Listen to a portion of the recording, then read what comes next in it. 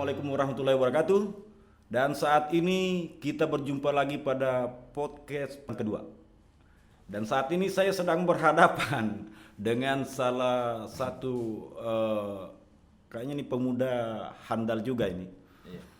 Saudara Helmi siapa lagi? Helmi Ayuradi Miharja, SPT. Oh iya. Baik Pak. Saya dengar saudara Helmi ini punya semacam project. Kalau nggak salah hidroponik ya. Ya. Kalau boleh dijelaskan lah masalah hidroponik itu, saya kurang paham lah masalah itu. Oke, jadi yang pertama saya akan coba menjelaskan kenapa harus hidroponik ya. Hidroponik, apalagi khususnya di Jakarta, ini kan kita keterbatasan lahan nih. Iya. Nah, bagaimana sistem urban farming atau pertanian perkotaan itu kita bisa lakukan di kota-kota besar. Nah, itu kita bisa lakukan di kota-kota besar dengan lahan yang minim. Itu bisa kita memproduksi sayur-sayuran Ya. seperti selada, sawi, pakcoy, apalagi caisin, sawi sudah, terus kangkung, itu bisa semua di ini. Sehingga kualitas sayurannya bisa menjadi kualitas sayuran organik atau sayuran premium gitu. Jadi Tapi masalah lahan apa sudah ada lahan yang siap untuk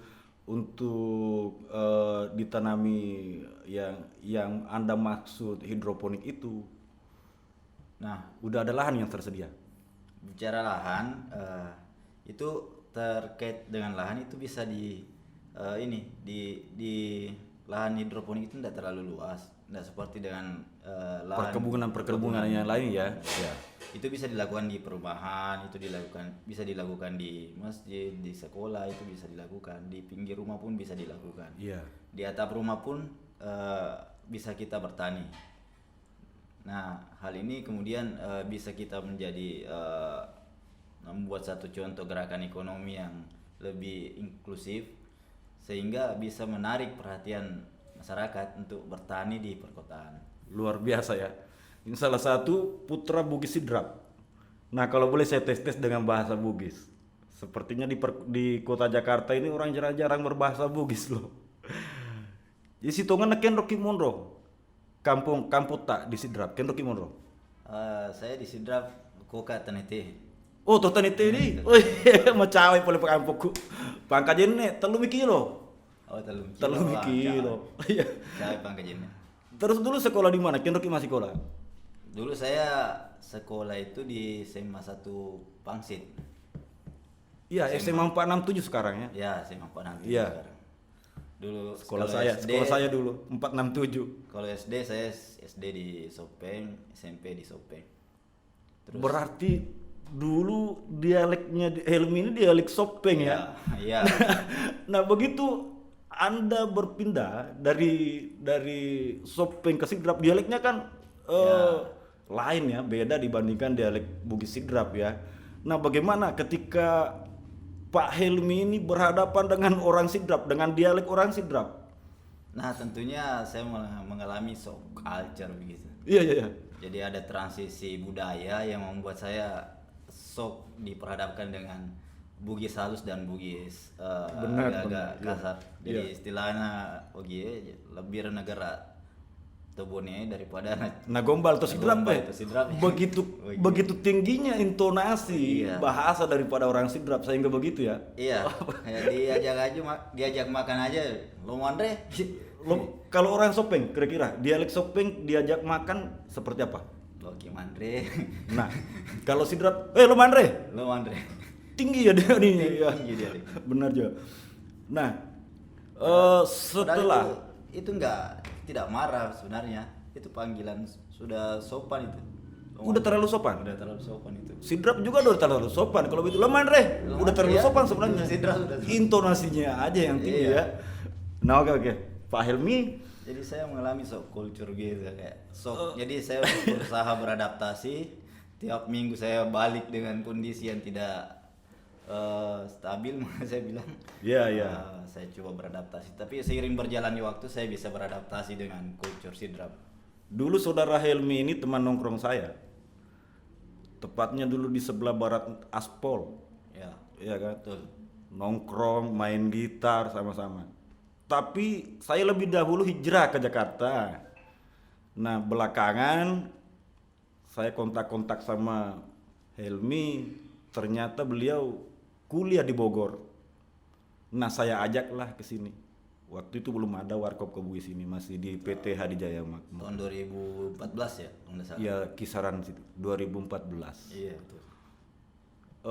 Dari Bogor itu saya dengar-dengar Pak Helmi ini pernah ke Kanada. Apa benar itu? Iya. Apa cuma isu-isu aja mak beli minta wiri kira ya Royal mi pulih Kanada benar. Benar. Benar. Oh ya, tahun berapa itu? Itu tahun 2018. 2018 ya. 2018. Padahal sebenarnya seangkatannya Helmi ini satu-satunya yang ke Kanada ini. Saya kenal semua teman-temannya Helmi.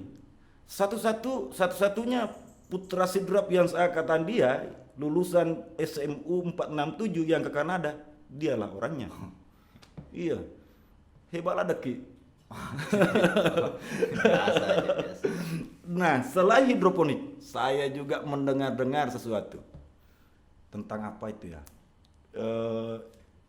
Nasangnya Ogi mak balu-balu online. Ya, Aku pasti bahasa keren nah. Ke Digital Jakarta. marketing. Digital marketing. Nah, itu yang saya mempertanyakan. Digital marketing itu seperti apa sih sebenarnya menurut Helmi? jadi berbicara tentang digital marketing itu bicara tentang proses bisnis yang mengalami disruption atau perubahan yang sangat cepat. Ya. Orang bisa belanja tinggal mencet HP doang gitu. Ya. Terus orang apa namanya? Kita bisa jual online, kita tinggal pasang mempercantik foto dan menggambarkan deskripsi barang, sudah bisa kita jual. Hanya tinggal di rumah saja kita bisa.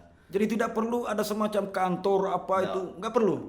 Nggak perlu meja, nggak Ya, perlu. nggak perlu. Sambil tiduran bisa pencet-pencet HP menjual. Sambil rebahan bisa sambil mencet HP. Wih, luar biasa. Oh, sambil tiduran mah nggak bisa. Luar biasa putra sidrap yang satu ini. Jadi bicara tentang digital marketing itu banyak apa namanya? Kalau tengkulak itu bisa di ini. Ya. Jadi ada saluran tatiniaga yang diperpendek dari produsen ke end user, Ya. yang awalnya dari produsen ke tengkulak 1, tengkulak 2, tengkulak 3. Jadi panjang saluran tata niaganya. Dengan adanya digital marketing atau bisnis online, orang bisa apa namanya, dari produsen, dari petani ke Ya. ininya ke bisa mengupload barangnya ke marketplace misalnya seperti Bukalapak, Tokopedia, Ya. Shopee, atau bisa juga ke Facebook langsung. Itu ada marketplace-nya semua. Atau bisa juga dengan metode premium, yaitu Facebook advertising atau YouTube Ads atau Google Ads atau TikTok Ads. Itu banyak gitu. Kira-kira ini gini. Dengan memasarkan produknya lewat situ, dia bisa menjangkau ke banyak tempat, banyak Iya. orang, banyak viewer, dan engagementnya bisa masuk atau bisa Bisa dilihat. diiklankan ke semua media sosial. bisa tergantung produknya. Tergantung produk ya. Iya.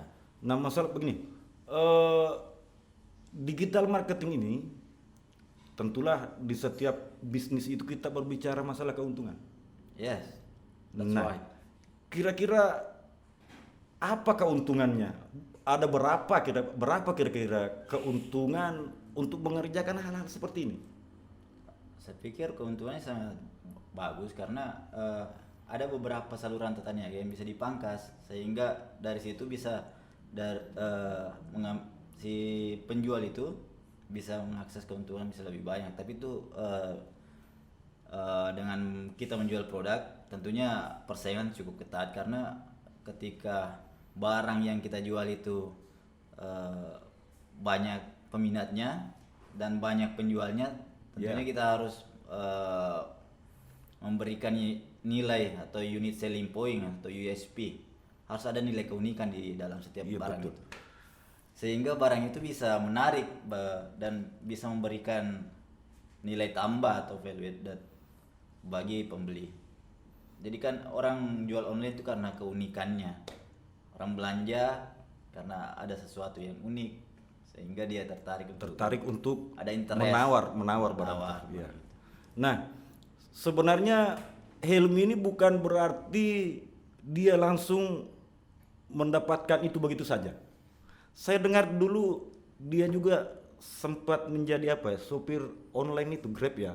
Ya dulu Nah, pernah juga. Pernah. Bukan berarti Helmi ini tiba-tiba kerjakan ini, kerjakan itu, orang menganggap beliau sukses, lantas kemudian dia nggak pernah merasakan pahit getirnya kehidupan. Pernah juga dia. ya, Sampai-sampai mobilnya rusak. ongkos sakit. Masuk rumah sakit lagi. Iya kan? Iya. Tuh ngelesai. Ya, dari hidroponik, kemudian digital marketing. Aduh, masih ada lagi Pak Helmi. Saya tahu kok tentang Anda. Ada lagi Saffron. Ya. Saya dengar-dengar Saffron ini udah sempat ditawar-tawarin ke teman-teman ke Bugis, teman-teman yang lain. Kira-kira apa khasiatnya ini? Ya, terkait saffron itu banyak khasiatnya. Itu bisa mengobati segala jenis macam penyakit kecuali Kantong kematian. kempes. Iya, iya. Caranya dia bisa mengurai ketika kita kena penyakit mah, itu bisa terurai. Kemudian kita bisa saffron itu bisa jadi produk kecantikan. Saffron itu kan sebenarnya Berarti saffron ini semacam pengobatan dari dalam ya? ya luka dalam. Luka dalam, ya. Ada yang habis operasi itu bisa disembuhkan lebih cepat. Kemudian kolesterol itu bisa ini ya. Kebetulan saffron ini merupakan rempah termahal di dunia yang daya tumbuhnya hanya 7 hari dalam setahun dan hanya hidup di beberapa negara, hanya 4 negara sepertinya.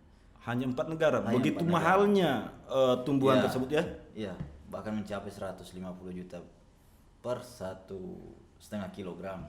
Ya. Kalau dilihat dari Google kan. Nah, ini memang sangat mahal. Per gramnya aja itu 300.000 per gram sampai 500.000 per gram. Oh, benar. Dan dia punya grade-grade tertentu juga. Baik, karena waktu juga ya, durasi sudah terlalu panjang sepertinya.